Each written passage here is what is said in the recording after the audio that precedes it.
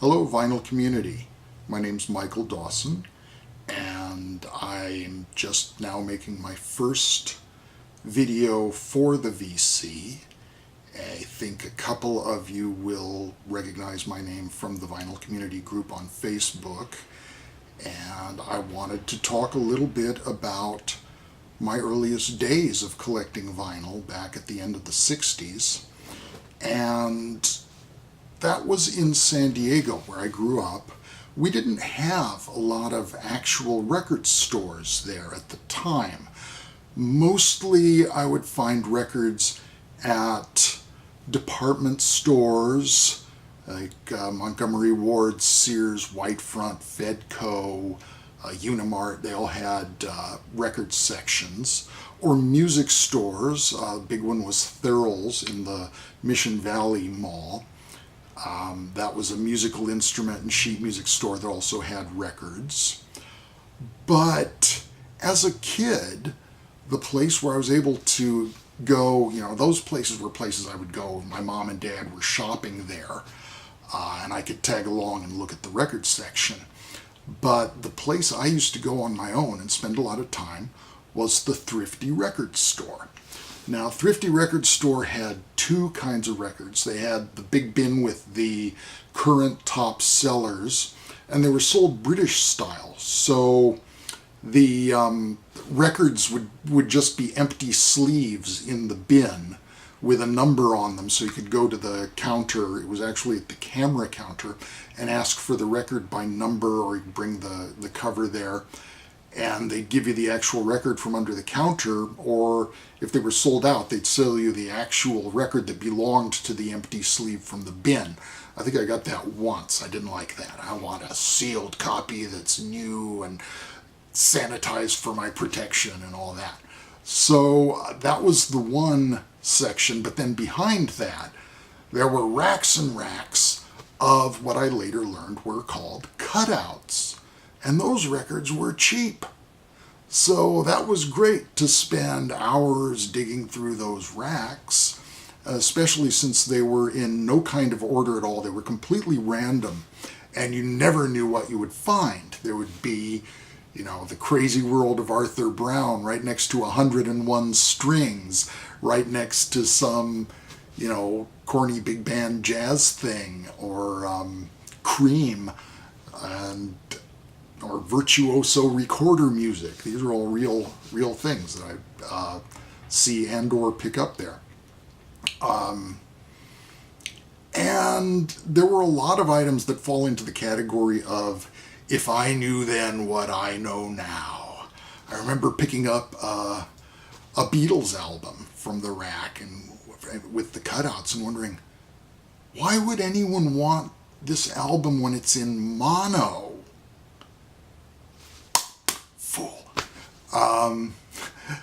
I remember seeing We're Only in It for the Money mono copy there. I don't know what those mono copies were going. They were kind of not in line with all the other cutouts, but I got some amazing things there. But it was really, I think, formative to have to dig through all those bins and see everything, not just the kinds of records that I thought I liked, but things that might ring a bell much later in life, things that would stick in my head, and I might not have any interest at the time, but it would get filed away and come to mean something later, or it might just be a joke later.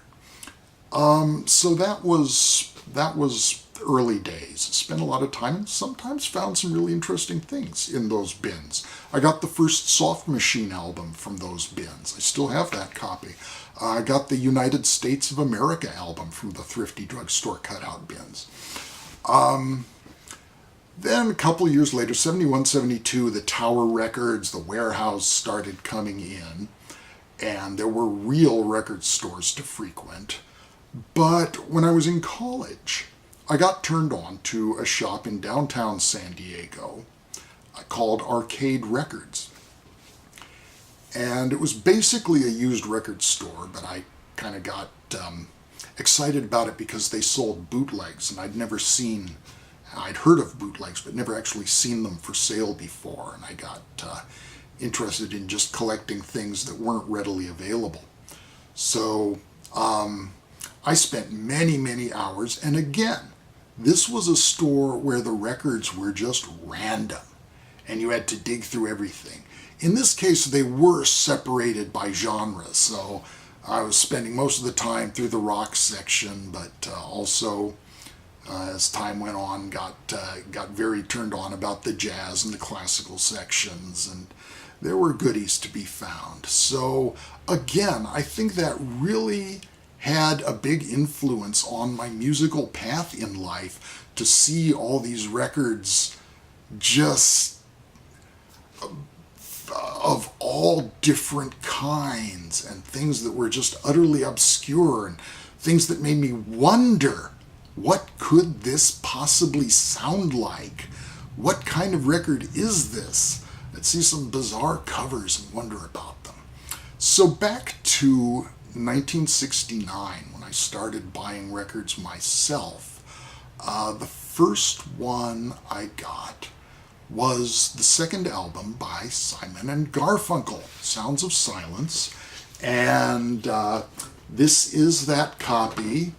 Now, even though it was technically from the 60s, it's still not an original copy. This is at least the third cover variation that this album went through.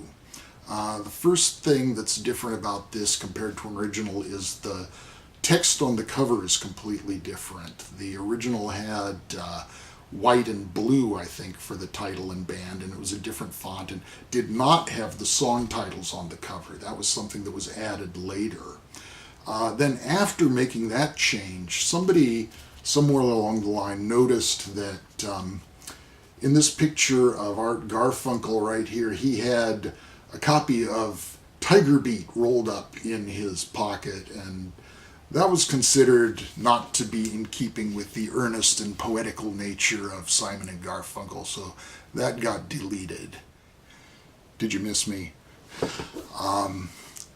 I'm going to show a couple of records that actually did come from the thrifty drugstore racks. These are not the original copies that I bought back then, but they are the albums that I bought immediately after the Simon and Garfunkel one. And first is Green Tambourine by the Lemon Pipers. And that album is quite interesting for containing the obvious bubblegum music that you would associate with Green Tambourine, and the stuff that was kind of pressed on them by Buddha Records, but also some pretty hot psychedelic stuff. There's a very long jam at the end, and one or two tracks on here, as there are one or two tracks also on their other album, where they sound a lot like Steppenwolf, and I think that's what they really wanted to do. And again, because of record company pressures, they weren't really allowed to be that band, but I kind of like the band that they were forced to be better. And the last one that I'll show is Pretty Flamingo by Manfred Mann. I actually wanted to find the one with the Mighty Quinn. I couldn't find that, but I decided to buy this because it was, 59 cents or something. And this turned out to have two pretty important aspects to it for my musical development. One was probably the first time I heard music in an odd time signature, which is their version of Drive-A-Man by Max Roach. Very cool. The jazz influence on this is pretty great. This is partly the band where they'd added a couple of horn players. And the other is was the first version of I Put a Spell on You that I'd ever heard. And shortly after this, one of the next albums I got was The Crazy World of Arthur Brown, which is to this day one of my favorite albums. And that was the second time I heard I Put a Spell on You. And the combination of those two versions is something that really meant a lot to me. So that's probably all the blather that you can take from me for right now. So thank you for watching, and hope to see you again soon. Bye-bye.